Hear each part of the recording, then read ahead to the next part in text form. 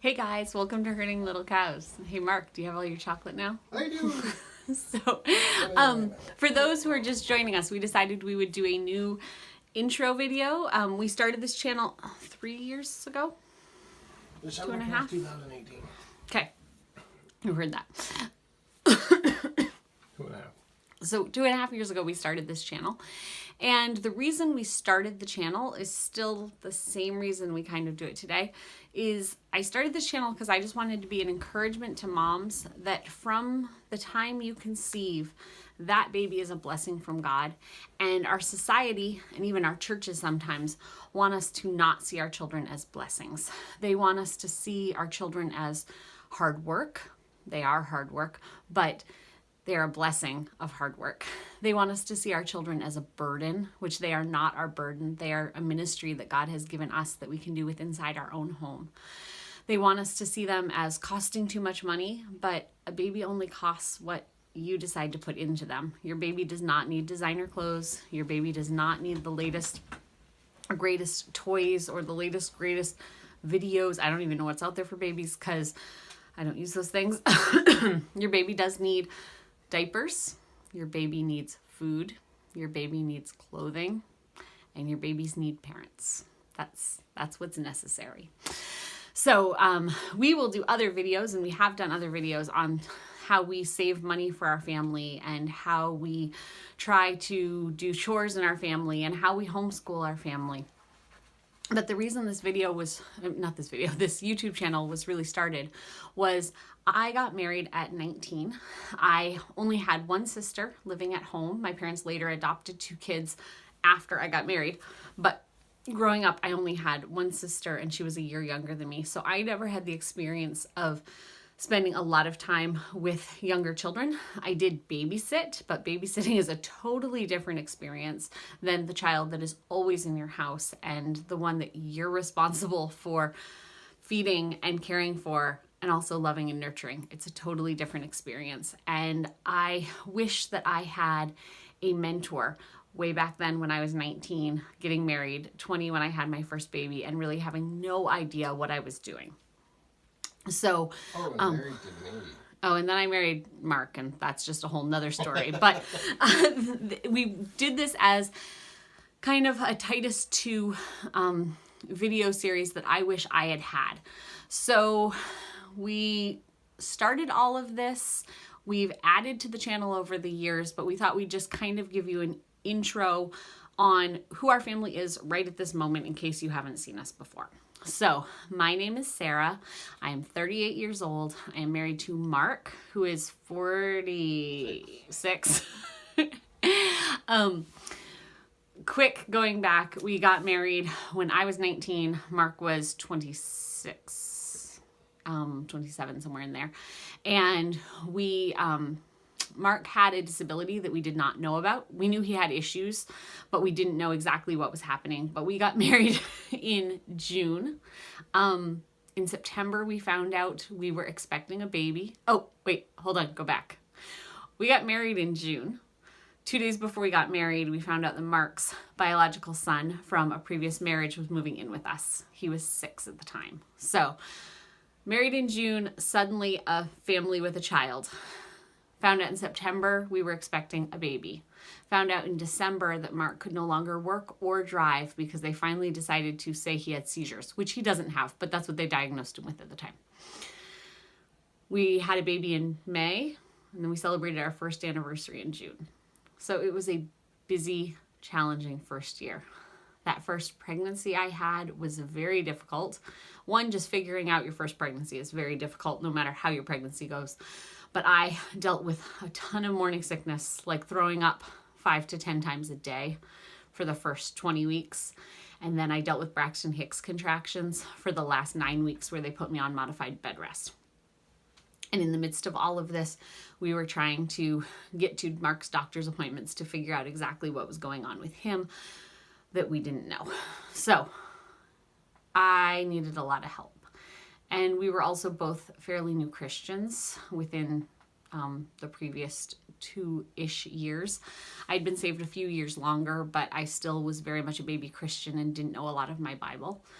Mark was raised in a family where he had learned a lot of Bible. He had done a lot of memorizing and stuff, but he wasn't saved until about 2 years before we got married. So he had a lot of knowledge that wasn't really, like, it was just a lot of head knowledge until he got saved.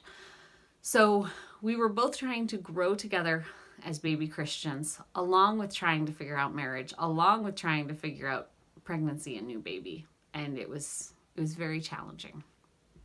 So where we stand right now, we have in the house 7 children.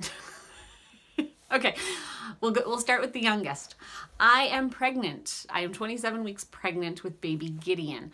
So pregnancy brain is making me ask Mark about all these dates and times because it's also later in the evening and I'm having trouble with this.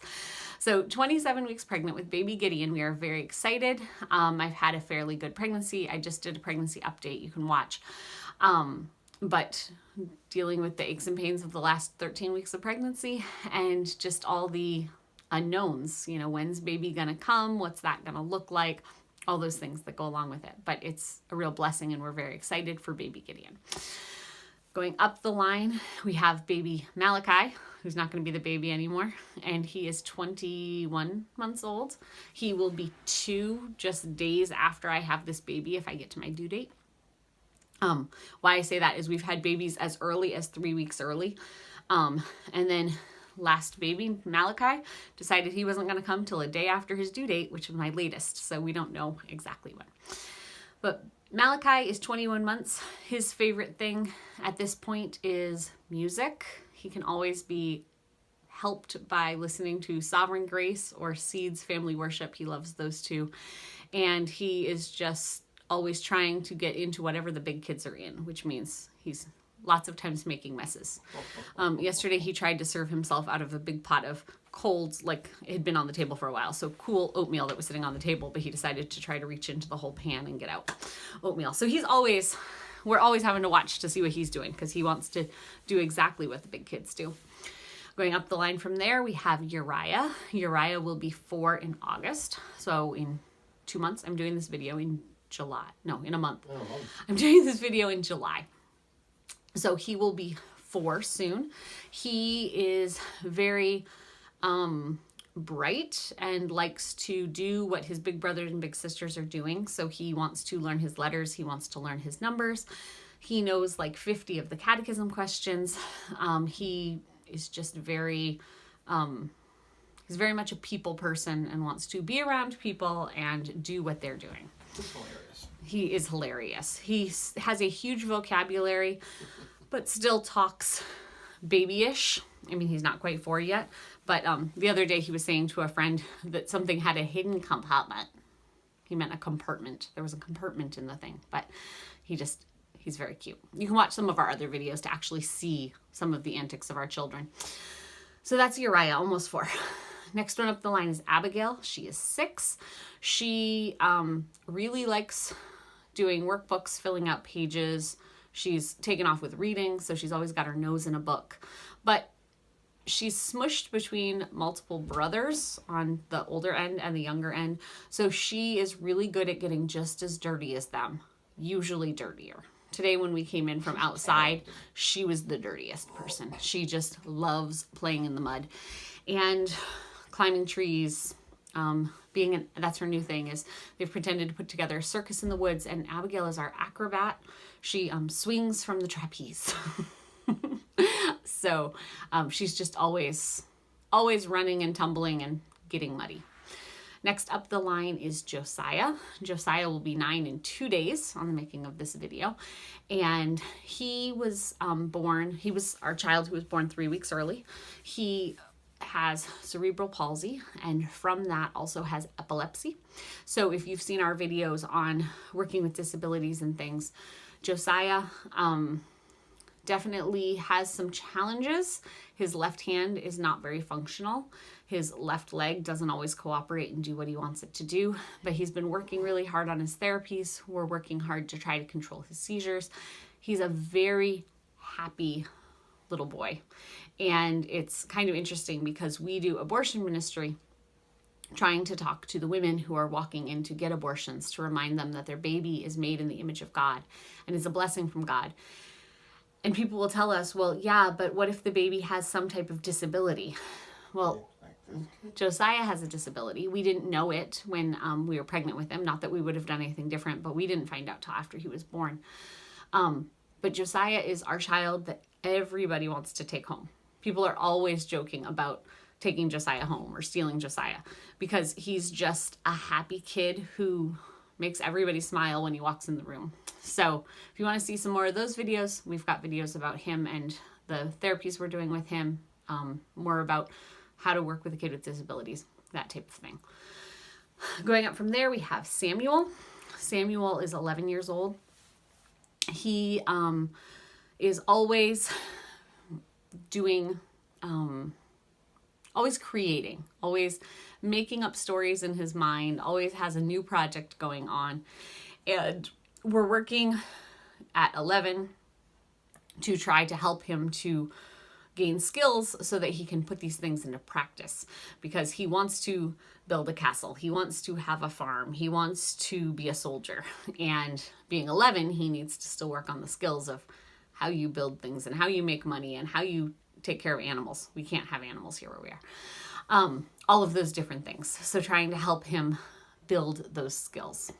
But he's always imagining things, always busy in that way. And Samuel was born after we had lost baby Joshua. We had a stillborn baby, and we were told by the doctors that we might never have children because of the issues that came up with that. I was left untreated from an infection, and it was a medical neglect thing. But we were told we might never have children. And Samuel was our rainbow baby who we conceived 8 weeks after losing our stillborn. The doctor said we'd probably never have more, and then got mad at us that we had another one. And totally not planned, totally up to God. So all those other babies that I've mentioned so far, the doctor said shouldn't have been here. So, but God has better plans than that. So going up the line from Samuel at 11, we have Naomi, who is 14, and she is very much into crafts. She does origami, she does drawing, she does all kinds of stuff. Everything. She likes to sing. She plays guitar. She's learned to play the recorder and the ocarina, which is a little clay flute thing. She definitely is our artsy crafty one. And she likes to talk Bible. She's actually out having a conversation with a friend about end times right now. That's what they're discussing out there, like on the keyboard. And yeah, she is memorizing her second book of the Bible. Yep. She's almost done with Romans. Yeah, she's almost done with Romans. She finished Ephesians. I knew it was an E word, but I knew it wasn't Ecclesiastes. Huh? I know it's late. Yeah, it is late. I can't remember these things. And then last but not least in the household, we have Virginia, who is 18. She turned 18 back in May, so this is our first experience with a full-grown adult living in the house for a while. For our family, we see that the Bible says that girls are to be under the headship of their fathers or their husbands, and Virginia does not have a husband yet, so she will be living in the house until God makes it clear who she will be marrying, and off to be married. So she is here. She is being profitable here in the household. In Maine, you can graduate at the age of 17. So Virginia graduated over a year ago now and has kept herself busy with memorizing. She's on her 22nd book of the Bible. Yep. And she also wrote a book about abortion ministry. She has done 4 semesters of ASL in 1 year, like 4 semesters of ASL college learning in 1 year, and is doing a special project working on ASL for a catechism for little kids, and doing the chores and things we ask for her to do around here. I'll do another video on what each person does regarding household things at another time. But Huh? Virginia did it. Oh yeah, we'll try to link that if we remember. Virginia did what it's like to be a stay-at-home daughter. She did it after the point where she was graduated, and it actually, we had talked about her doing it on a certain day, and I woke up that morning with a very bad headache from pregnancy, which is not uncommon for me. And so she definitely had some extra challenges on that day as she was helping take care of kids and all of that stuff. So that's where she is. We do have one child who is out of the house. The boy that I mentioned that moved in with us when he was 6, Mark's first son, is now 25. And we have twin grandbabies from him who are just over a year old, Joshua and Madeline. So that is the wrap up of who our family is. Oh, didn't mention. Who's in our family? Yeah. Your mama. Didn't mention Mark is still dealing with the disability that put him out of work back when we got married. He has worked in years past, but for the past 4 years has been home and is on disability. So if you want to see videos of what it's like living one with disabilities, Mark has put videos on this channel of what it's like to live with a disability, and I've put videos on what it's like to live with a spouse who has a disability. And on my own front, I have a disability. I have a form of muscular dystrophy called Charcot-Marie-Tooth, and I have a hard time balancing, walking, things like that. For a lot of people, like, my disability does not affect our family as much as the other 2 disabilities in the household, but there are things that I can't do.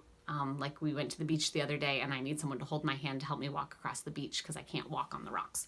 So it definitely does bring struggles to our family in that. And then the last person you'll see in some of our videos is my mother. We live in the house that my mom and dad built multiple years ago.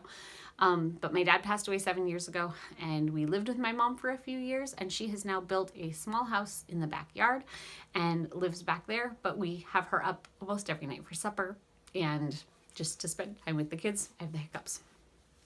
Spend time with the kids and things. So you'll see her in occasional videos. So I guess that kind of wraps up why we started this channel and who we are. So 2.5 years in, our goal for making these videos is the same. We want to encourage mothers specifically, because I'm the one who's usually talking, but families to just realize that your children are the ministry that God has given you. As a mother, you're not missing out on some great ministry God would want you doing, because your ministry is in your home, being able to disciple your children, to teach them about God every day, and also to just see them as the blessing that God has made them, to see them as a joy, to just enjoy being with these children. God has made you and your specific children a family for a reason, and to just rejoice in what God has done for you guys. So I guess that's what I have to say on this video. Thank you for joining us on Herding Little Cows to the Glory of God. We'll see you next time.